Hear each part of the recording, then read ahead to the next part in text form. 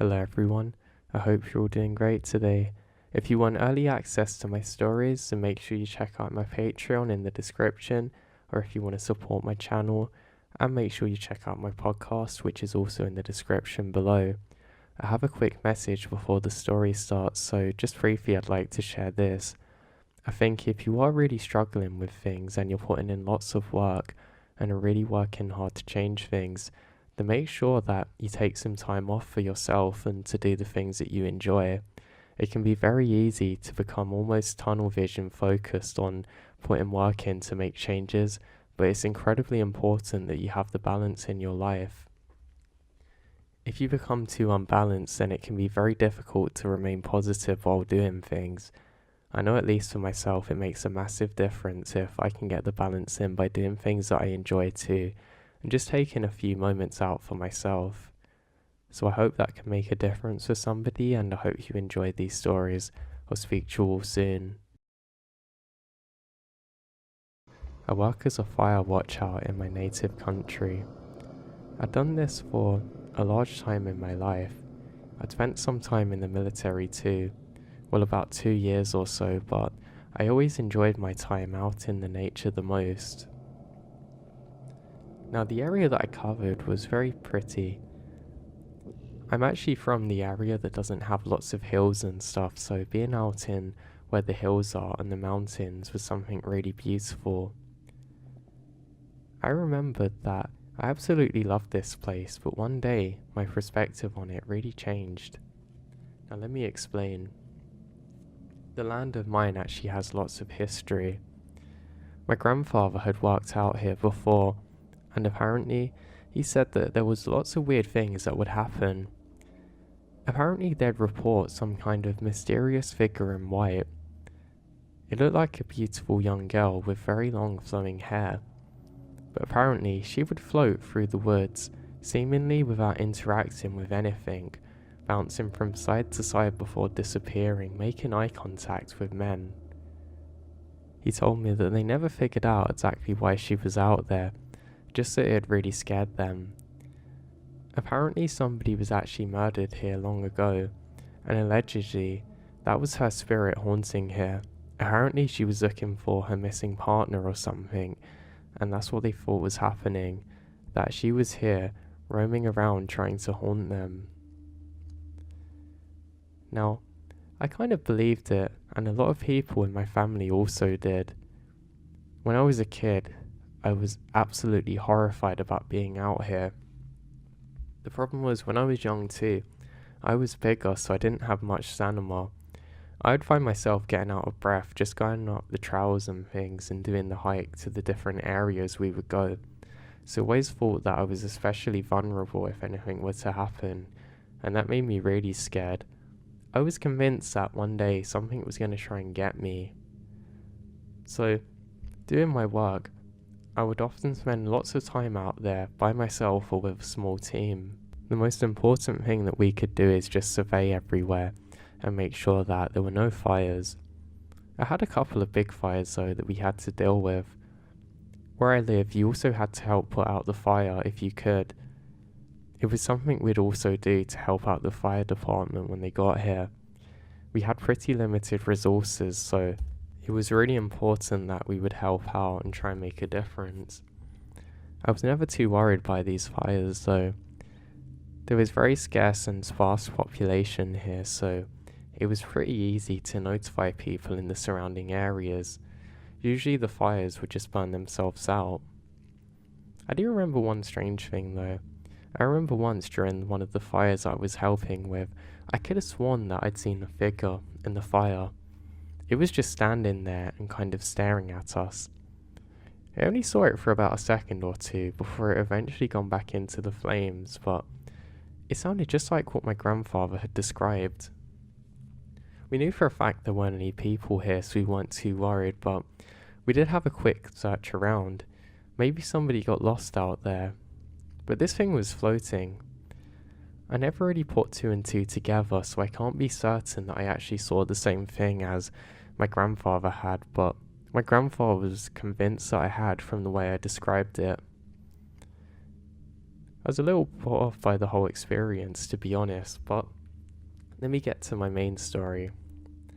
Now, working out here one day, I remembered that my colleagues had reported a huge fireball. They basically reported to me what could only sound like a UFO, which had crashed off somewhere, and now it was up to us to go and investigate and figure it out. The good news for me is that there wasn't any fire out here, not that we could see anyway. This happened around nightfall. They basically said it kind of looked like a meteor or something, and they were very scared about going up there. I myself wasn't too scared about it for some reason. I just thought, I'm gonna have a good hike through here, then eventually find it, and it will be something cool. Maybe something I could even take home, like a cool rock off the side of it or something. So I start my hiking, and it starts raining immediately, which again is a good sign, because if there is a fire, then we haven't got to worry too much. The rain was really going to help put it out. I remember when we started, I didn't bother looking about how far I had to go because it was quite some distance. I was on foot and had my radio, and eventually broke off from the other guys I was working with. I continue hiking and realise that I'm getting very out of breath. It was weird, it reminded me of when I was much younger and more unfit, but it was almost like any time I did an incline, I would really feel it. I wasn't even carrying that much weight on me too, and I thought I was pretty good and healthy at the time, but I guess not. It was kind of a wake-up call for me more than anything else though, because if there was actually danger, then I wouldn't have been one of the best people to help you, and I didn't like that. That didn't sit well with me. I needed to do as much as possible to help people, and I felt like I was letting down my community. Now, while hiking, every so often I can hear some faint cries. It was pretty creepy. It kind of sounded like an alien voice, to be honest, and I thought that was really weird. I wasn't really convinced there was an alien, but it was definitely a weird animal. Now, some of my colleagues actually reported this on the radios too, so I knew I wasn't the only one hearing it. I then go further and further, and I can actually see some of the trees have been scraped to the top, where obviously something crashed here, but I couldn't see anything. The cries stopped after a little bit, and I couldn't seem to locate them. I just knew it was definitely scaring me because now it was getting to nightfall. There was some weird sound, and I wasn't sure what direction I was going in. It was kind of like the sound of something ticking over, like a constant click. It kind of sounded like an engine, but a little bit different. I also felt very uncomfortable now. The rain was giving me some kind of reassurance so weirdly.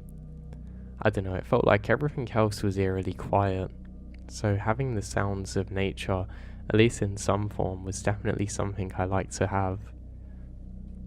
In this area, you can actually see pretty good through the woods. The trees were tall, but they weren't very thick. Also, the plants on either side of me only come up to about my knee height, so visibility wasn't too bad. It did mean that every so often I'd have to climb up a tree a bit to scan areas, but that was fine. I was still following the direction of the trees which were damaged, until eventually, I see something really creepy. Just up ahead, I see what I can only describe as some kind of demon. It looked like a tall figure, covered in some kind of black material, slowly lurching around. I ducked down for a second and slowly lift my head up. I hear one more faint cry, and I can't figure out where it's coming from. I radio in my language that I've seen something very weird, and my colleagues respond and say that they're coming over. I was actually so scared that I stayed crouched down for another 10 minutes, and then I feel a hand touch my back. I feel like my heart stops and I have no pulse, as within a flash I turn around and it's my colleague. I swear at them and ask them, why did they make me jump like that? And they said they thought I was hurt. Did I truly look that scared? Maybe I did. I was getting paranoid now, but I decide to get up and we go towards where I heard the thing, but I don't see anything. We decide the best thing to do is to split up, and I continue going to where the UFO crash site is. I keep walking and lurching through the forest until eventually I see something smouldering off in the distance. All I can see is smoke at this point, and I think maybe there is a fire. I really don't know what to expect now. I really think that I'm about to be met by some kind of tall green or grey men. God knows what I've just seen. I have my Bible in my pocket and I'm clutching it very strong as I get closer and closer and start to pray. I seem to become stuck in quicksand though, and I just can't bring myself to move more forward. I had a strange sense of dread that I haven't had before, but eventually I managed to force myself to put one foot in front of the other and make my way over the horizon. Then I see it. Some kind of mangled up thing, covered by trees. It's kind of white and blue in colour, which I didn't expect, covered in some kind of black silk. It then becomes more apparent what I'm looking at. This isn't a UFO at all, this is a plane crash. Within a second, I realise what's happened, and I quickly scream onto the radio that we've had a downed aircraft here. What was it, a UFO? I say, no, it's one of ours. It's a small aircraft. I can see that this thing has come down and obviously set on fire. Then one of my colleagues screams, we found him. I ask what, but don't get a reply. I just sprint back to their direction. By the time that I've gotten over there, I can see my colleagues surrounding a person. They're covered in jet fuel and something else, and clearly it was a pilot with half of their hair burnt off their body. They absolutely look like an alien, and I suddenly feel very faint. I actually ended up passing out now, and I can't remember much else. I just know that about 20 minutes later I woke up again, and I seemed to have a dream. I had a really long dream, which is weird because I knew I was only asleep for 20 minutes or so, and my colleagues are pouring water on my head and waking me up. There's an emergency worker then too, who's a medic checking over me. He says, are you okay? And I say, yeah, I'm fine. And I have some sugary drinks, which one of my colleagues gave me, and some snacks, and I feel much better, though I'm covered in a cold sweat. I eventually get up, and we start walking back, and there's more police coming. Eventually we all make it back, and I get to go home early because of medical reasons. Now I never actually know what come of that pilot or the plane wreckage. I just know I can't believe how scary and inhuman he looked when we found him. Poor guy, I really hope that he's okay. It was easily the most scary experience in my entire life, one that I'm never gonna forget.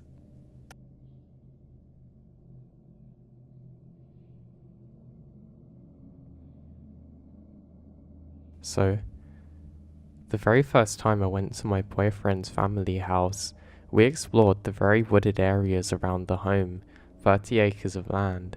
Some hunters go in, but no hikers, only on old logging trails which the original owner of the house probably created.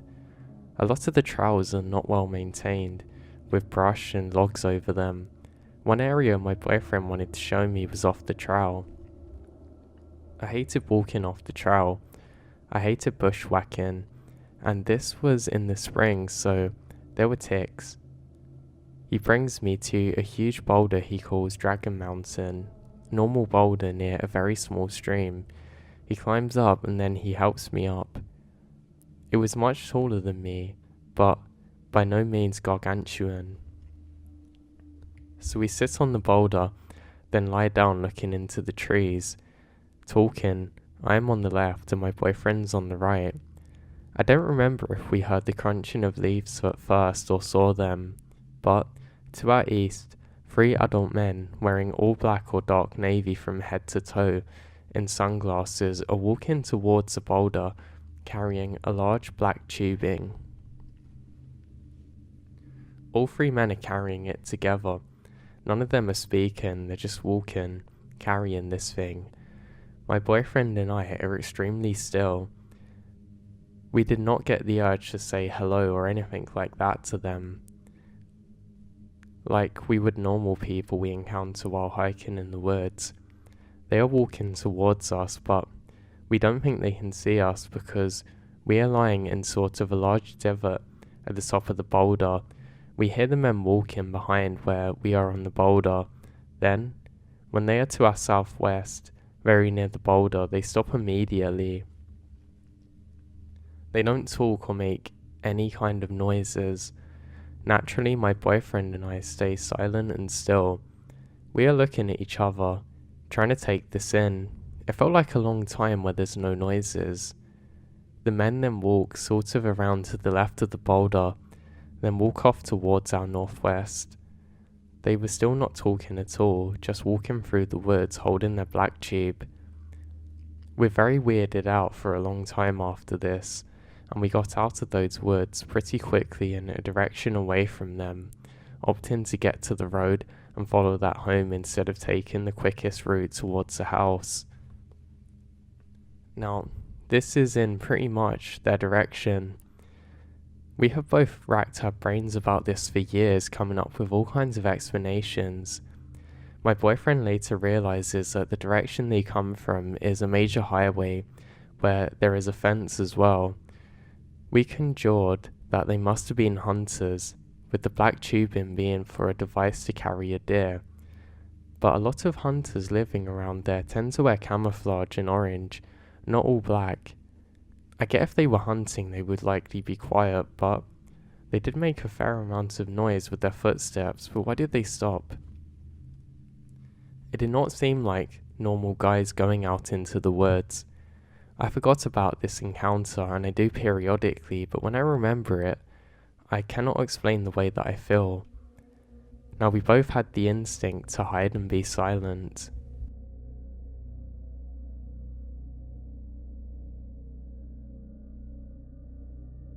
So it's the summer of 2012.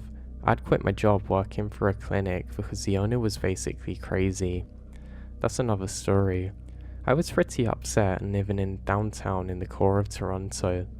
I was worried because I hadn't picked up much of a backup plan, so I was desperately sending out resumes everywhere I could, hoping that I would find something fast. I get a call about 2 weeks later for a company. They were selling water heaters, but I had done mostly secretarial/admin work, so I was under the position that what I applied for was of that nature. Maybe it's an admin job for their office. The interview goes well and I'm hired. I'm ecstatic and promptly call my parents to let them know I got a job. I still didn't really know what the job was for. I was just happy that I got the job and would be able to continue to afford living in my apartment. So next morning, at around 9 AM, I go for a training course, myself and another woman. The videos are about water heaters and why they need to be maintained. They kind of hinted that it's a sales position, but everything starts to feel a little weird to me. Something about the people who work there seem a little bit off. I was introduced to the team leader, the only girl mind you, and a group of 5 20-something-year-old guys into a work van.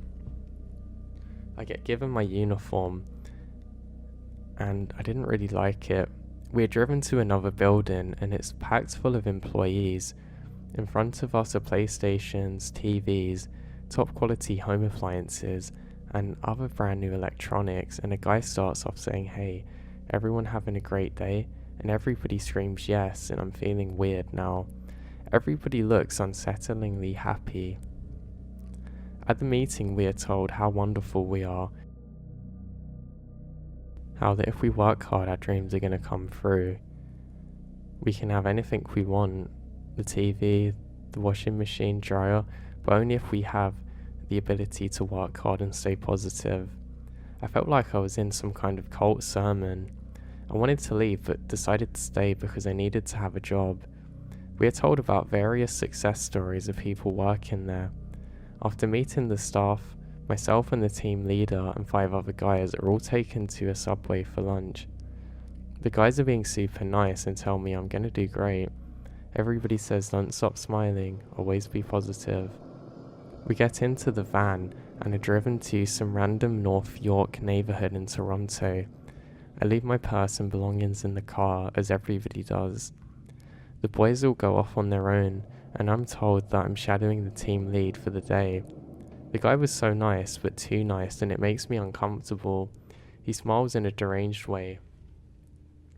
We get to door, trying to get people to update their water heaters. His tactics are vile though. He doesn't outright say to homeowners, but he kind of acts like we've been sent by somebody. He says, "Hi, we're here to check your water heater and make sure that it complies with the date industry standards and whatnot." He then says, "Do I take my shoes off or do I leave them on?" And things like that. And then goes over, and the seniors seem like they struggled to speak English with him. They were signing a contract for a new water heater without their knowledge, thinking they're just signing some paperwork of somebody who checked the building and their water heaters. When I ask if we're scamming these people, his face goes from happy to scary. He says, "Don't ever say that again, we're not." The look on his face frightened me. I was stuck with him alone. For a while, we walked the house in silence. Some of the house's owners opened the door and seemed to be housewives, and my team lead always made an effort to flirt with them, and they loved it. The more he flirted, the more attention they paid to what we were saying. Now, we walk in the house in the summer sun. I kept asking him when we got to go home. He said, "Well, it depends." It felt like I was in a Goosebumps book where the kids are made to trick or treat for hours. Now, it's been hours now, and we're outside. I ask him, "What time is it?" He tells me it's 10. I say, "I have a date in an hour, I'm gonna be late." I really did. And the guy is actually now my boyfriend. I had no idea that this job required you to work so late. I was only shadowing, so it wasn't a real shift for me. I then ask if I can go back to get something out of my car and just TTC at home. The team lead says no. My phone is in the van, so I can't even text my date that I'm going to be very late. The team lead says that we have to leave together. At 11, he takes me back to the van and we start driving to find the other guys. The team lead says that he feels bad about my date. Sure, he did. He says that he'll drop me off at home. I'm in such a hurry, I agree. When I get to the building, he steps outside and said, "I like you. You'd honestly be such an asset." I'm in such a rush that I agree quickly that I'll be back in the morning for the next shift. I go out for my date, had a wonderful evening, and then wake up the next morning for work. The job sucked, the hours were long, walking around with no breaks in the humidity. I guess that I'd really agreed to do it because I thought I could keep doing this bad job and just send out my resumes and find a better one in the meantime. Day 2 was a nightmare and actually was quite scary for me. Went to this morning cult-like prep talk, again grabbed lunch and then headed out for another neighborhood, this time in West Toronto. We also have a new team member with us. He is quiet and like me seems uncomfortable too. This time the team lead says that he'll spend 3 hours with me going door to door and then I'm on my own. The neighborhood had a lot of creepy old looking homes. The team lead had me trying to push my way into people's homes aggressively. I hated this. I knew in my heart it was a scam, but I wrestled with myself because I needed the money. Even still, after I found it was commission based as a physician and my team lead relied on me to make him money, he was getting upset because I was too shy and not hard enough to get people to sign contracts. At one point, and this part still upsets me, we get into the home and the owner is nice, but as soon as he closes the door with us inside, he pulls out his cell phone and starts filming us saying, "I know what you're up to, you're the scum of the earth, I work for this establishment, and I know all about your operation and your scamming." I was trying to cover my face and start tearing up. The situation's out of control.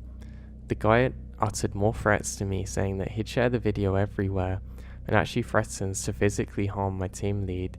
I saw my chance and bolt out of the door, and the team lead followed behind me. The man yells that if we ever step foot there, he'd call the cops. One of his neighbors was on the porch and heard us screaming, saying, "Don't trust these, they're gonna rip you off." My heart was pounding, and my team leader suggests that we walk further away down the street before starting again. We did a few more houses, and then he told me that I was good to go off by myself. I'm really shy and sensitive, and the idea of having to go into people's homes on my own scares me. Also, in my experience, most boilers are in people's basements. Every house I entered, my heart was pounding. I was so thankful when a little old lady would open the door. I'd explain why I was there, go to the basement because I didn't want to scam the people. I would just look at the boiler's last inspection date and say, okay, the boiler's fine, and run out of there. I went to one guy's house and he was home alone. He stood so close to me the entire time. I didn't like how close he was, and he kept touching my shoulders and the small of my back. Now, at the end of the day, I come back to the van. I didn't sell a single boiler, and I'm glad. The team leader, however, was not happy and said I lacked a positive attitude and enthusiasm. The guys got into the van and we started to drive away.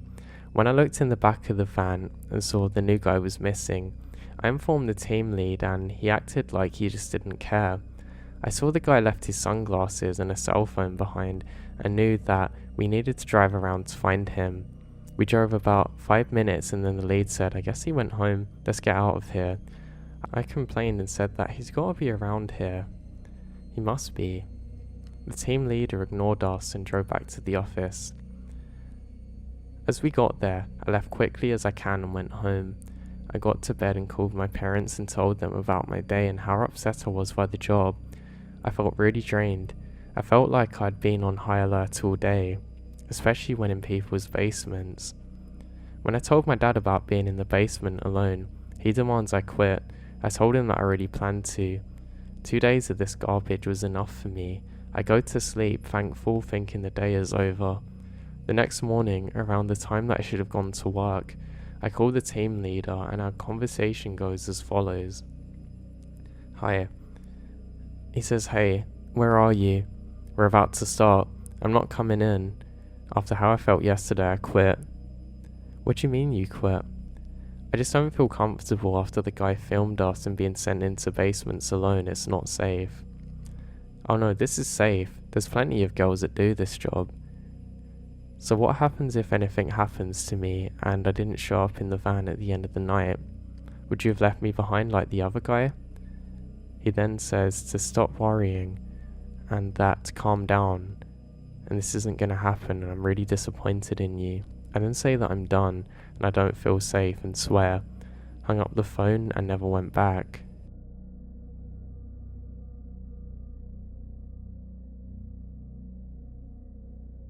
So, I used to live near an infamous road.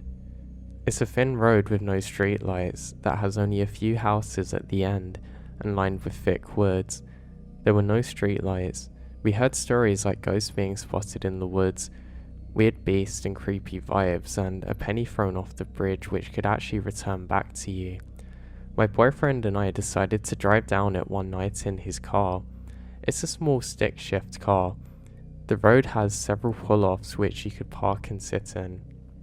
We pulled off at the first one and take some footage of the woods. Nothing happened, so we continued driving to the next pull-off. We parked and shut the car. We then hear some rustling but assume that maybe it's some kind of animal moving away from the sound of the car. We sat there for a few seconds in the dark of the woods. We heard something hit the car like a rock or something. We then hear several pounds on the truck and roof. At this point, we decide to drive off. He attempts to start the car to no avail. He tried several times before that eventually it manages to start. He then put the gear in and steps on the gas and the car stood still. I was freaking out and told him to stop messing around, but he insists it wasn't the car. While in first gear and the gas depressed, we begin to be pulled backwards. Against all logic, the car was fighting to go forward like something that's there is actually pulling us. The tail lights up the forest behind us and you can see nothing. Out of nowhere, the car miracles forward and we drove away and pull off. We're truly blown away by the experience that we've just had and decide to find another pull off. This is stupid. The one we found before, which is close to the bridge, is where the pennies are thrown off. We decide to do the same here and throw a penny. We hit the small stream. We look back at the car and swear that we see somebody walking behind it to the woods, so we rush back, but there's no sign of anyone. This is the last straw. We decide to get off the road ASAP. As we were driving, something hits the window of the car, and it sounds like a penny.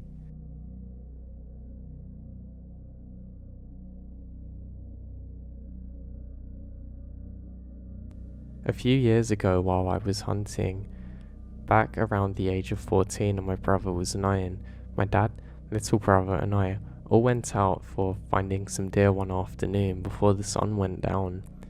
While we were walking through the woods, before we even get started, my little brother starts tugging on my arm and said to me, "Did you see that?"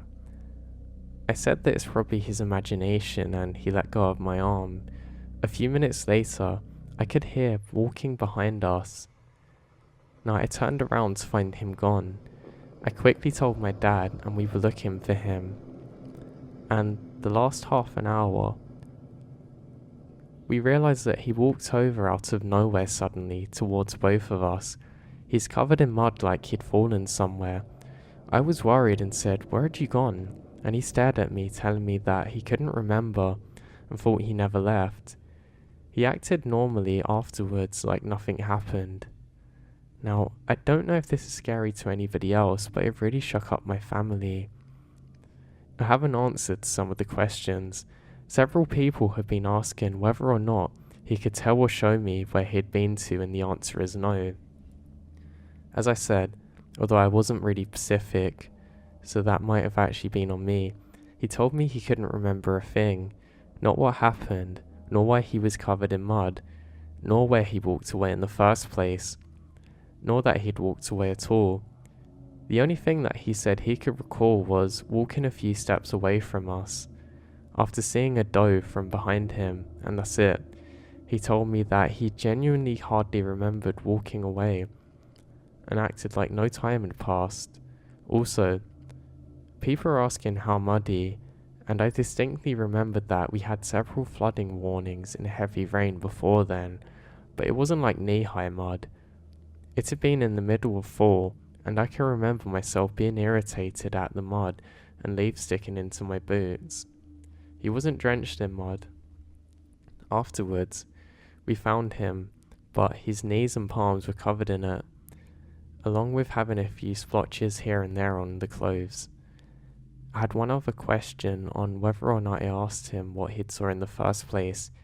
He initially told me that after the event he saw a glimpse of a tall person standing near a tree, which I'm not sure of as he's a kid, and it'd be a hell of an imagination. And maybe he's very paranoid, but I don't know.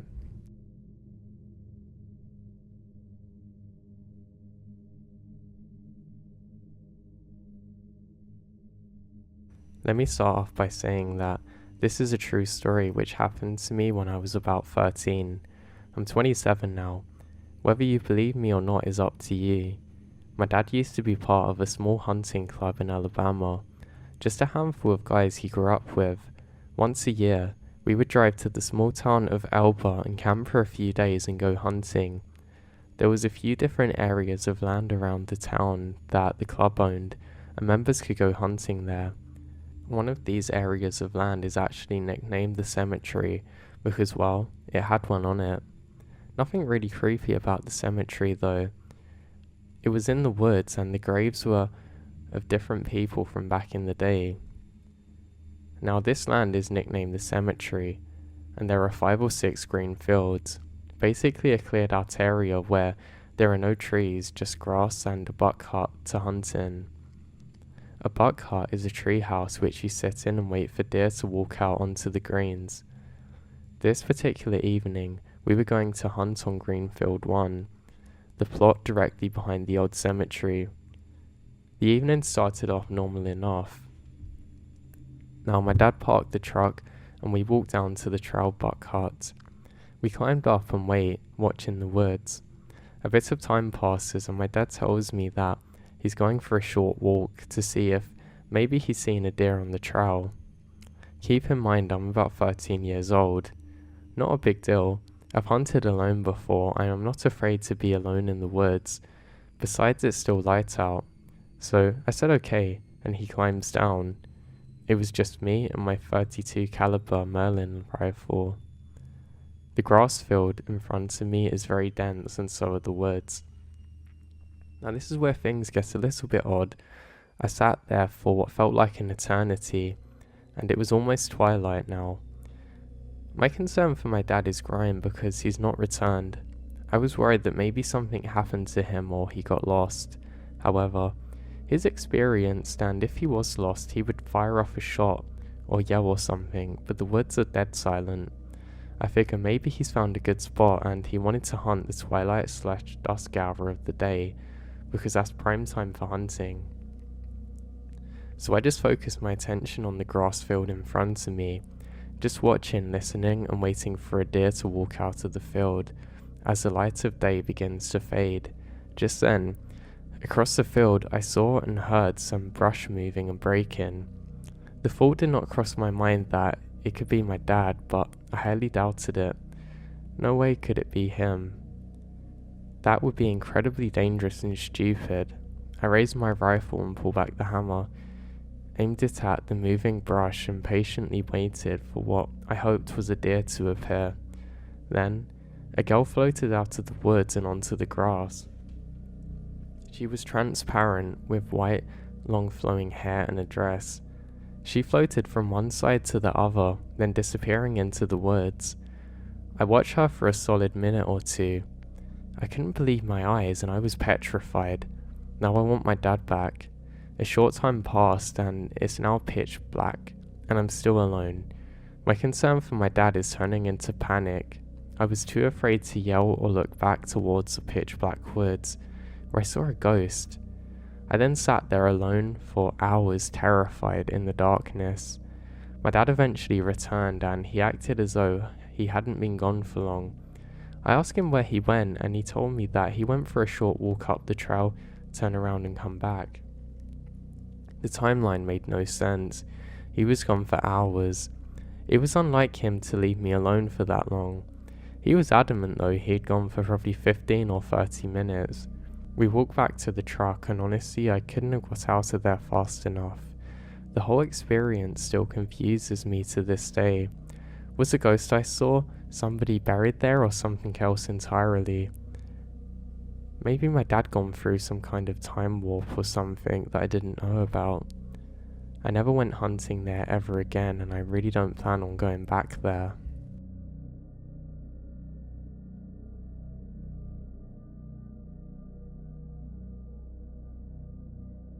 Now, not anything that happened to me, but to a friend. So, he goes with a buddy to hike on a trail near our town, northern Washington state, so there's lots of woods and trees. When they get to the trailhead, there is one other car there, and he remembers seeing a person in the car. The person in the car was just staring at them, which he describes as really white with an unchanging face. He kept staring right at them without trying to hide it or look away. My friend gets scared and then decides to leave. And the next week or two after that, a couple of hikers and a ranger turned up passed away in that same area. Pretty sure they caught the guy. I don't know if the picture was ever released.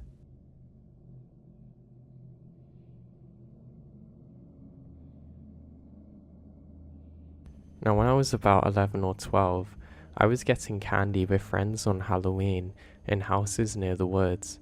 It started getting pretty late, so we all decided to split off and go home. I was going down this one street that was really dark, and this dude come out of his house as I was passing by. "Hey, I could use your help," I hear.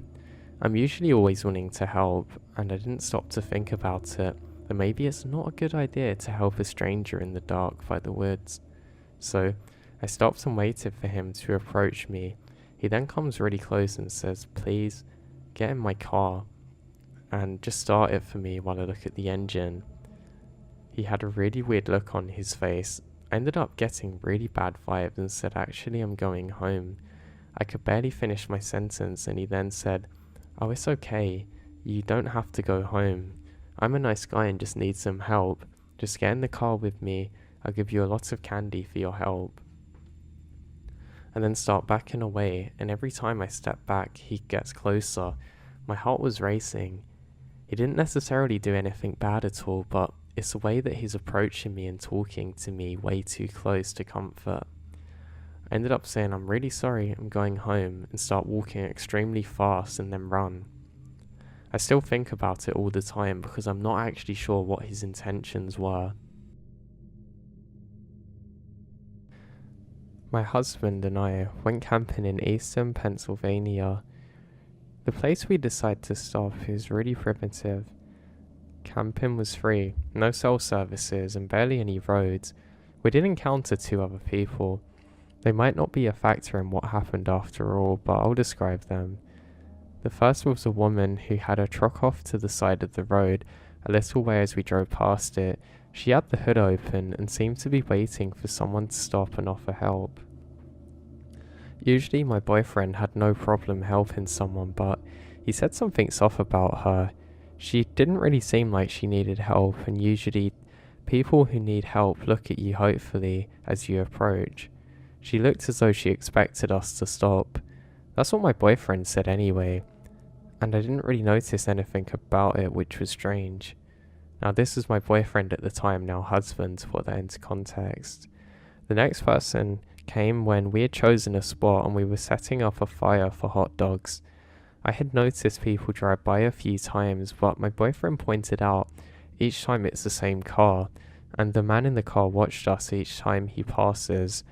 My boyfriend felt a little uneasy about this, but we had driven around for a while before finding a place that we liked. It had been raining and everything was muddy, and we wanted to go to the driest site possible. He could have been doing the same thing. We actually briefly thought about moving because the road is too muddy. Now if he wanted us all he has to do is follow the tracks. There were some other tracks, but not many. He'd only have backtracked a little to relocate us again. He didn't come by another time, so we stayed and spent the several remaining hours before dark goofing off. No one else drove by. Whether or not those 2 actually had anything else to do with our experience, I don't know. But the real fear came later. We had gone to sleep in our tent, and sometime around 3 a.m, we were woken by a very loud noise. I can't describe it very well, or even remember exactly what it sounded like, but my boyfriend said it reminded him of a chain gun revving up. It was also similar to how it would sound if somebody recorded a shovel being dragged over gravel and played over a speaker. He jumped up and looks out the little window but can't see anything. The sound repeats itself a few more times. I was too scared to speak, so my boyfriend whispers that it's probably miles off and that I should go back to sleep. I didn't question this, as I figured loud sounds could easily be heard miles off. After we left, he told me it sounded like it had actually become something that was just down the road, and he didn't want me to freak out.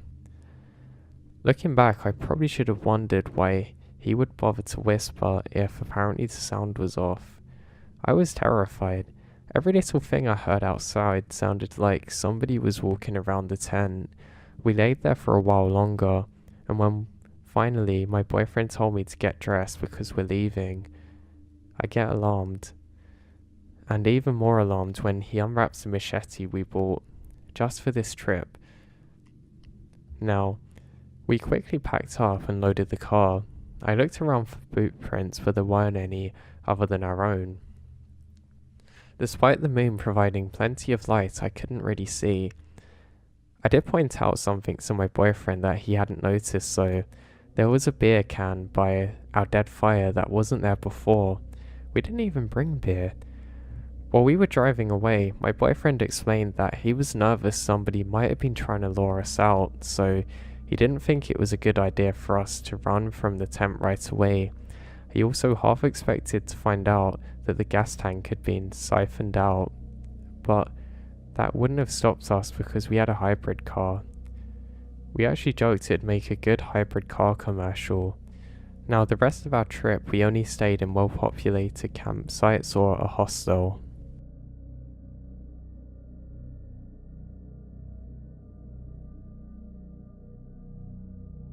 My experience at the Skull Valley primitive campgrounds in Utah absolutely terrified me, and it's ruined my camping for probably good. Now, I'd love to get people's ideas on what happened. Here's what happened. The summer before last, I took a road trip from my home in Colorado up the west coast into Canada. My northernmost destination being Fernie, BC, Canada, as I have family out there. I mapped out a series of free campgrounds to stay at instead of hotels. I love camping and it would help me stay on a budget as well. My boyfriend at the time also was traveling, so we were planning to meet up in San Francisco and get to Seattle together. I was doing the first bit of the trip with just my dog, and my first planned campsite was a place called Skull Valley Primitive in Utah. Now, I found the site easily. The camping spots were also up a dirt hill, so I took the first site I saw, as my car is not made for off-roading. I set up my tent without any issues and changed into my hiking boots. It was so hot. I remembered my poor dog had to have a cool towel down after I set up camp because he couldn't cool down on his own. There was actually a ton of other campsites, but hardly anyone using them. There were 2 RVs I come across parked super far away from my site, and I was definitely the only tent camper there. I decided to go take a hike around before the sun was down. The campsite is adjacent to these mountains that rises out of flat ground and would have what appeared to be cave dwellings carved into the face of them. I wanted to investigate, so Teddy, my dog, and I started off in that direction. After only a few minutes of walking, we hit a barbed wire fence, and I don't think twice about ducking under it to continue onwards. I just didn't think it would be a problem. Only a few yards after I had hopped the fence, I stopped dead in my tracks. An eerie and unusual sound was coming from the direction of the cave dwellings. The best description that I can give you is that it sounded like dozens of humans trying to howl like wolves. Like many people pretending to be a wolf pack, and it sounded like its origin was inside the caves themselves. My dog was as spooked as I was and had already started running back to the campsite when I turned around. The sounds actually continue until I'm well inside the camp perimeters. The sun was almost completely set when I decided to let Teddy out for one last bathroom break. I was freaked out by what had happened and didn't want to be running around in the dark. Teddy is a dog that simply does not need a leash. He's never more than several feet away from me, so I didn't use one. I zipped up the tent and walked away from our sight. Now, suddenly I realize he's gone. I can't see him anywhere, and there's no sign of him. The sun had finished setting by that time, and I finally gave up screaming for him and returned to my tent, which had not been left alone. The tent actually had a broken zipper when I arrived, and my stuff was strewn about. Though nothing was missing, I want to emphasize that fact that during this period, I noticed that there were no natural noises, no crickets or anything like that, and the only way I can describe the feeling that I had was pure dread. I never felt so scared before. In fact, I feel the same terror while I write this out. I decide to grab my taser and try and find Teddy. After a bit of whistling and shouting for him, I realize that he's not coming back, so I headed into my tent. I used some safety pins I had, which I closed the zipper with. Now, this is where things get weirder. As I lay there trying not to completely freak out, something starts to violently shake my tent from multiple angles. I can feel it / them brush against my feet sometimes, and the shaking is relentless. At some point, several hours later, I heard my dog outside and I peek out. It was him. I quickly unpin that part of the door and he jumps in. His behaviour is definitely off, and he reacted to the constant shaking of our tent even more than I did. Neither of us slept good that night, and as soon as the morning arrived, we were gone. I called my now ex-boyfriend to drive me out and recounted exactly what happened. He started to Google the area and found out that where I'd walked into was actually the site of an extremely small and impoverished Native American reservation. So his hypothesis was that we had been there, but something had been watching me and decided to mess with me in the dark.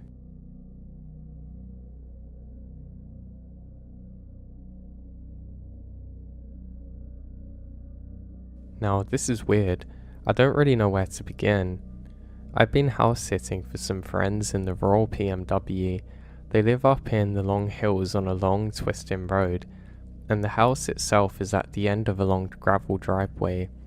The house also sits up against a big evergreen forest.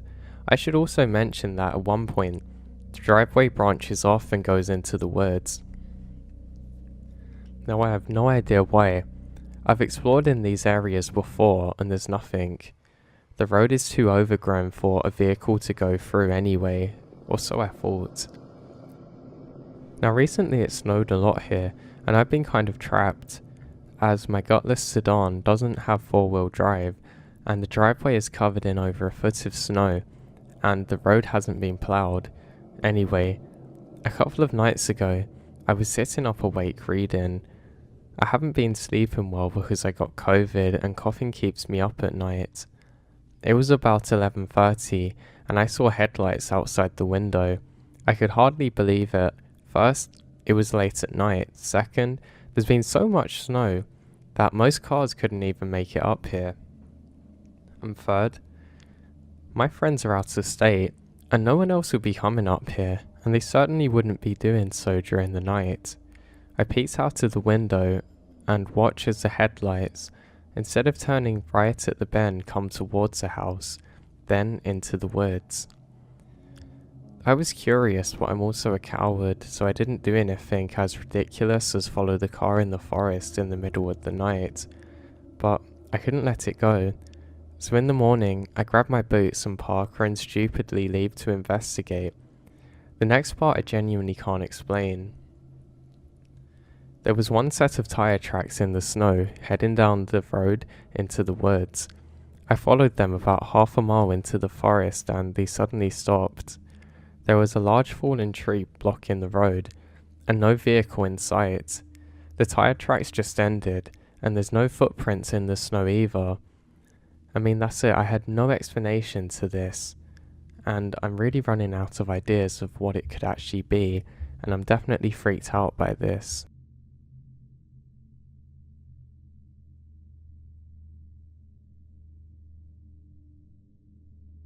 This story took place 20 years ago when my father and I went on a backpacking adventure.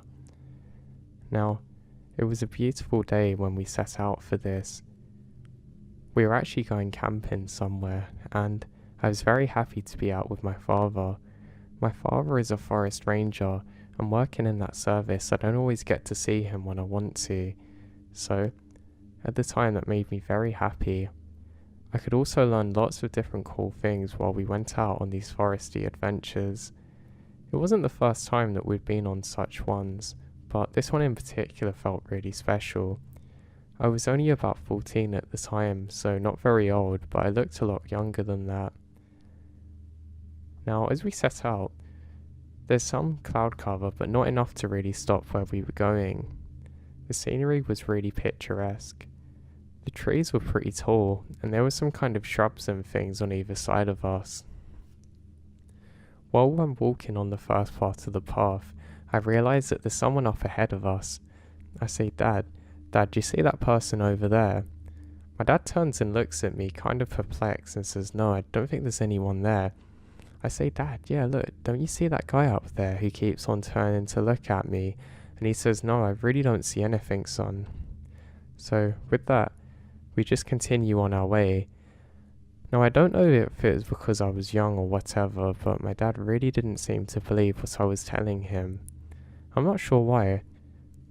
From my point of view, I kept on seeing somebody up ahead of us, dressed in kind of like the fishing or hunting gear, and they just kept on darting in and out of the trees. I would actually see this happening so consistently that I kind of switched off and ignored it. My dad actually took over place with me and would go up ahead just a few meters, and he also wouldn't actually see anything during this time. Again, I think this is pretty bizarre, but we press on regardless. Now, as we're looking around, I can certainly make out that there's a few people now. There doesn't seem to be just one, there's at least two.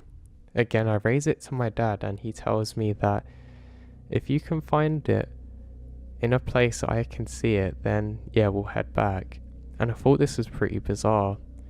I realise now that my dad was probably trying to calm me down, and he actually told me that he was a little bit worried but couldn't see a thing.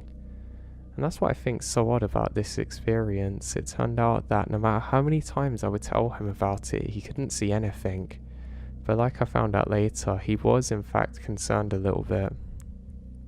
Now, we eventually get to roughly where we're going to set up camp, and I don't really feel that safe there. I tell my dad over and over again that I really think this isn't a good idea, and I'm pretty sure that somebody's kind of followed us in here. But again, my dad being dismissive just tells me not to worry about it and that we should just enjoy the day together. This is when he kind of switched off, but I guess I didn't. So we set up a little camping bit and we decide that we're going to do some fishing. Hadn't done fishing in a while. I certainly wasn't the best at it, but the whole time that we're doing this I just can't relax, and I have the feeling that we're being followed or at least watched. Now this is the next weird thing. As we're fishing, I feel something hit me and fall off. I don't know, I think maybe something's fallen from my jacket. So I turn around and see what it is, and there's a stone. I pick it up and inspect it, but I can't see anything weird about it, and I put it down again. I look all around and another stone falls next to me. At this point in time my dad isn't here, he's gone to set up a campfire, and I think this might be my dad. I decide to get a handful of these rocks just so I can throw them back. But then I hear it. A whistling sound. I can't figure out where it's coming from when suddenly I spot it. There's somebody halfway up a tree with binoculars, literally staring at me, trying to wave now. I say, Dad? And they raise their finger to their mouth for me to be quiet. Still confused as to what was happening, I decide that I should start heading back to the campsite, and that's what I do. I find my dad there and I say, Dad, what was that? He says, what, son? I ask him what's he doing again, and he says literally nothing, this is a fire. And I say, no, I thought you were up a tree with binoculars, and he kind of laughs at me and says, no, of course I wasn't, what do you mean? Looking more serious now. And I go and take him to the exact spot where it happened, and there's no one in the tree. He says, son, look, I know you've not been out here that many times, but try not to scare yourself too much, alright? And he kind of convinced me that nothing was wrong, and I actually relaxed a bit. I say, yeah, but Dad, they were throwing stones at me. And he tells me that he's not really seen anyone out here this whole time, and he would know about it because of his line of duty. I kind of sighed at this and actually cringe at it today because yeah, you can do something, but that doesn't mean that you're an expert of every situation related to it. Now, I'm pretty unsettled, and we decide to get some shut-eye now, but the whole time I just could not sleep. I don't know, I just really couldn't. But eventually I managed to half drift off, and I'm awoken to the sound of rainfall. I then wipe my eyes and kind of sit up. I realise it's not rainfall, but it sounds like there's something wrong with the tent. It sounds like one big drop of water then nothing. So I get up and look outside. My dad's still asleep at this point, and as I take my head outside of the tent door, I realise that a stone lands close to me again. The fire's gone out now, and I hear some whistling again. I can't figure out where it's coming from, and I was so tired that I'm pretty convinced I was half asleep. But then I hear a voice. It tells me in a hushed tone, "Come here. I want to show you something." And I'll turn around and try to wake my dad and say, "Dad, please, you've got to come here. There's something very wrong." And my dad slowly gets up. Now, the second that my dad starts moving, we can hear all kinds of crashing sounds through the trees, and clearly somebody's running away. I say, "Dad, Dad." And my dad gets up very quickly and grabs a flashlight. He points it in the direction where that we thought we heard somebody, but there's just some trees moving. My dad says, "Son, come on, it's just an animal. Just go to sleep. We probably didn't tie the food up properly, and I don't know, not to worry about things." Now, this actually frustrates me quite a lot because I'm not kidding. I literally heard someone, but again, my dad, being dismissive now and a little bit angry, says, "Son, it's just in your head. I'm really tired and we need to sleep." So you imagine how I felt at this point. I had a parent who wasn't really taking my concerns very seriously, and from my perspective, there's literally somebody out here trying to lure me into the woods, but apparently this is just an animal who also speaks perfectly good English. Yeah, right. Good chance believing that. So, after a sleepless night, we get our things together and we start heading over to the next campsite. It was only a few day trip, but I really wasn't enjoying it now. I keep on and on telling my dad that I think something's wrong here, but he doesn't listen to me. And again, I think I can hear something, and my dad finally takes it more serious now. I'd hear twigs snapping in the distance, and this was kind of unsettling me a lot, and my dad decides to climb up a small hill just to see what he can see. Now, my dad actually goes up a tree a little bit. I don't know how he did it because he's quite heavy, and I was laughing the whole time trying to watch him, saying, "Dad, that the tree's gonna come down," and that kind of broke the tension a lot.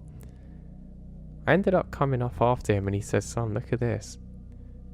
I go up quite quickly, half expecting to see somebody there, but there's literally nobody around. He says, "See, nothing to worry about," and I'm a little more relaxed this time. Now, I look around once more, and I'm sure that I can see somebody again. Well, I don't see a person, but I just see the faintest glisten off of glass, like somebody with binoculars is staring at us. And I try and get my dad to look at it, but he says, "Son, I don't have my glasses with me or binoculars. I can't see it." And I'm completely baffled now because literally dead in front of him, I can see the glisten off something, but he's not paying attention.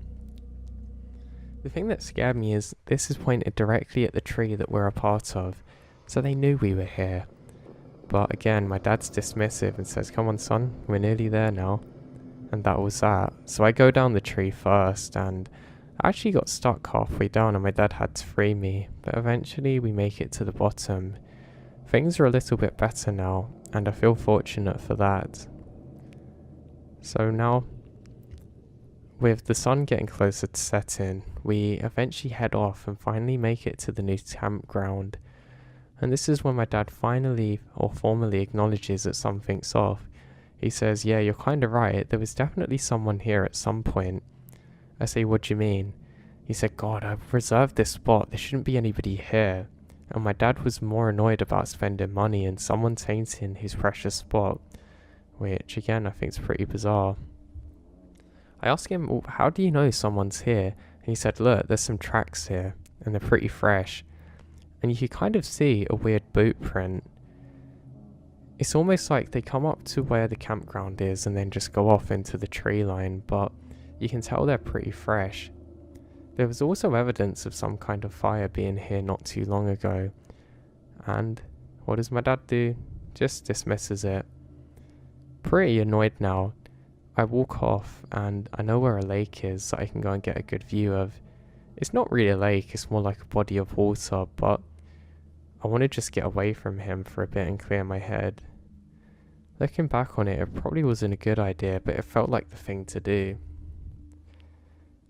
I sit there for a while, and my dad's aware of where I've gone because I've told him, but not the exact reason for it. I keep on playing the events over and over again in my head, and I start to worry that maybe I've got some kind of weird flu that's making me see things. Or maybe that's just how it is when you're out here on places like this. There's things that you can see, things that you can almost touch, but they aren't actually there. I mean, I don't know. I've heard lots of people scaring themselves like this, and I know that it's some kind of self-fulfilling cycle, and I try to relax myself more, finally taking my dad's side of the story. I mean, it does seem pretty weird that my dad's got no recollection of these things really, and he never seems to be able to see it, but that's fine. So I start to feel a bit better now, and I start throwing some stones into the water. I was trying to get the stones to skip, but it wasn't really working. And then, what do I know? Over my shoulder, a stone goes just past my head, and I hear sorry. Now I'm frozen then. It doesn't sound like my dad. And I can hear someone approaching now. I decide to get the biggest rock I can and turn around quickly and scream, and I'm met with my dad. He says, "God, son, I'm sorry, I didn't mean to get the stone that close to you, but I want to help you out."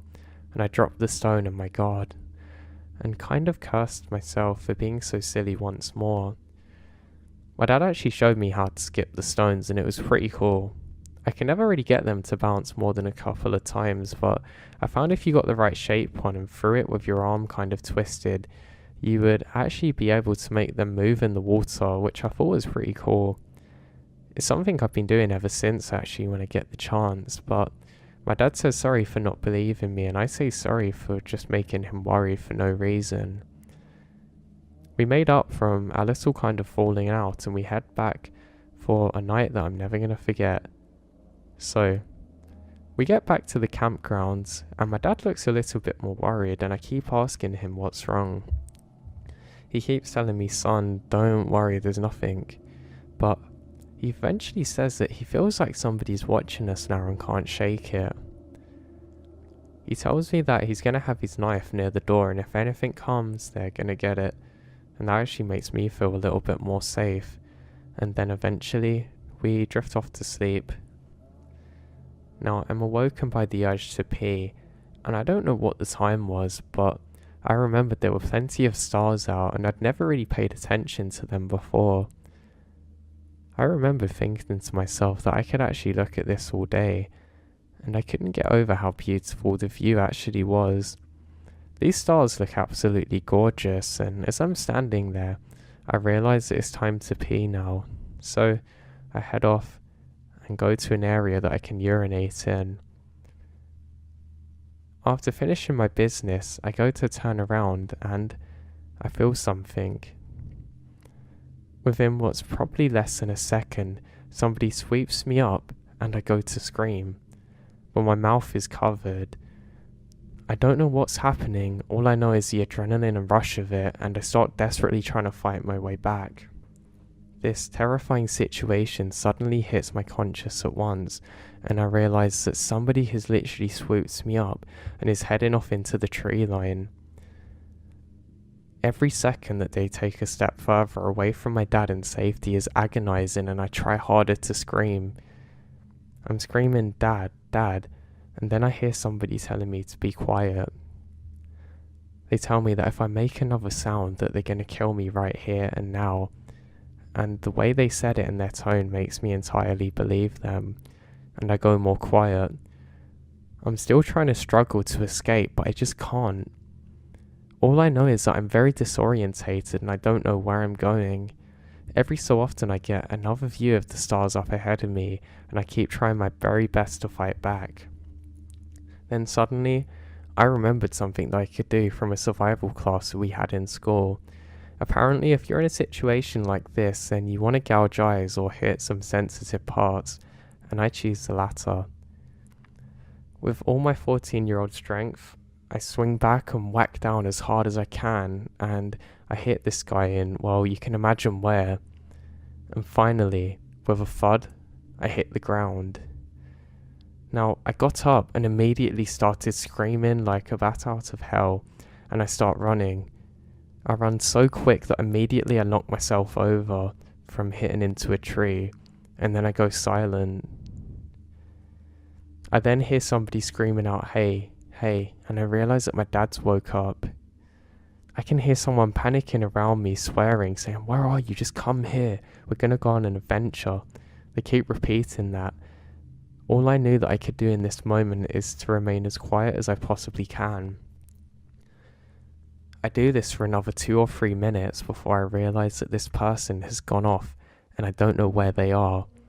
Now I'm met with a choice. I can either make noise so my dad knows where I am or remain as quiet as possible, but I decide it's time to make some noise, and I start to make my way towards my dad screaming.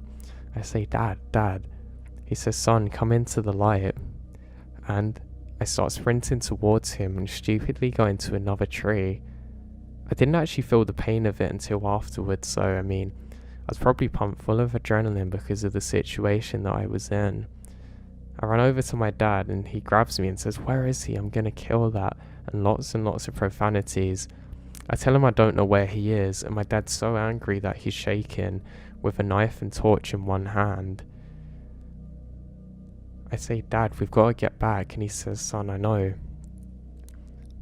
My dad curses out very loudly, saying, "I'm gonna kill you," over and over again, and he takes me back to the tent, still screaming this. He says, "Sonny, you're right," and asks me to explain what happened, and he starts profusely apologising for not believing what I said, and he tells me, "Don't worry, we're gonna get him." We get some of the basic things we need, and my dad grabs me by my hand, holding my hand very tightly, and we start heading along the trail again, and we start the path back to where we started originally. It doesn't take too long, and we're pretty much back where we're supposed to be, and my dad immediately gets onto a phone at the station, makes a call to the police and waits for the police to arrive. He keeps on asking me over and over again what happened and how, and eventually the police arrive and I can't actually describe the person, because the thing is I couldn't see them at all, but I do give quite a detailed account of what had happened in the days leading up to it. The police put it down to an attempted kidnap and they do a large manhunt. Now, we get everything together and drive home, and my dad just constantly apologises for not believing me sooner. He says that as soon as we get home he's going to come back and join the search with his knife. Well, it turns out he wasn't able to do that in the end, because obviously the police aren't going to let him go out there and kill someone, and eventually he calms down enough to come back to his senses. Now, this whole ordeal only lasted for a few days, but it actually felt like a lifetime. I'll never forget the image of that person running off somewhere into the woods and me hiding, or of the torches of the police going into the forest trying to hunt this person. I wish I could say that they got to him, but I don't think it ever happened. Now, for all I know, that person could still be out there at large and could be preying on other people like me. It sounds bad to say, but I really wish that my dad could have just got to him and finished him off, because what that guy could have done to me is not even worth thinking about. I'm just very grateful for the survival lessons which I had, which allow me to react accordingly in this situation. I think everyone listening to this should do similar training, because you don't know when you actually need it. I've spoken to my dad about this many times after, and he said that it was only on the first day that he kind of got concerned, but after I kept on saying something that seemed so unbelievable, he just couldn't believe it himself. And he said because of his service, he was pretty convinced that it couldn't have been the case, because he had never seen anything like it before.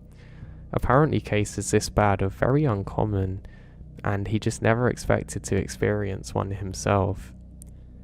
We did eventually go on lots of different camping adventures after that, and they were much better, but we wouldn't go to very desolate places or where nobody was around. I think that's key to this. I think if you go to places that are miles away from different people, or any people for that matter, then you're not going to find the best of people. And probably lots of times that you think that you're on your own in the forest, you might actually not be. And that is an incredibly dangerous thing, I think. Yes, I learnt this the hard way, but I'm glad that I'm still alive today.